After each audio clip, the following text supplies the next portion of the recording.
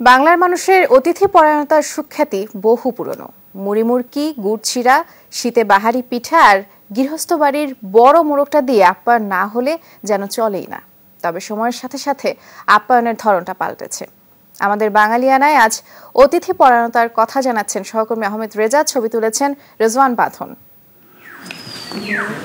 অতিথি বরণে বাঙালির আন্তরিকতার ঐতিহ্য হাজার বছরের। চেনা অচেনা যে কাউকে আপন ঘরের মানুষ হিসেবে টেনে নেওয়া স্বভাব তার মজ্জাগত।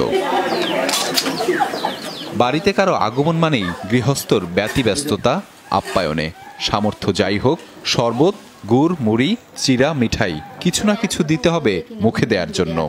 আগে দিতাম মজুর পানি বসা দিয়া, পরে মুড়ি দিতাম, গুড় দিতাম। দেরি হইলে মেহমান বয়াইতে ভাগ করছি, ভাগ করে পরে ভাত রাঁধছি, মুরগ রাঁধছি, ডাল রাঁধছি, সবজি রাঁধছি। ফুল পিঠা, পাতার পিঠা, জিকমিক পিঠা, খেজুর গুড়ের পিঠা, বিভিন্ন পদের আইটেম পিঠা তৈরি করতাম। 7-8 পদের পিঠা।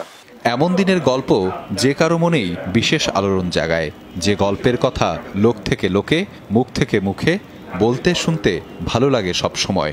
কিছু না পেলে গুড় নিয়ে এসে আপনাকে সুন্দর কাঁসার গ্লাসে পানি দেবে, না হলে মুড়ি, চিড়া, দই, মিষ্টি, 4টা 5টা 6টা মোড়ক কিন্তু প্রত্যেক গৃহস্থ বাড়িতে থাকতো অতিথি আসলে ধরার জন্য।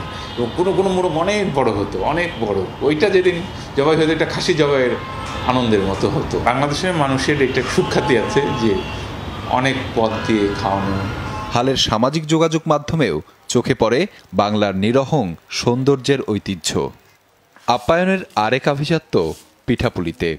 বাহারি নকশায় ফুটে ওঠে বাংলার চিরায়ত রূপ। বাঙালির আতিথেয়তা ও ভোজনবিলাসের সুনাম সেই প্রাচীনকাল থেকে। সময়ের সাথে যার বিকাশ ঘটেছে ইতিবাচকভাবে।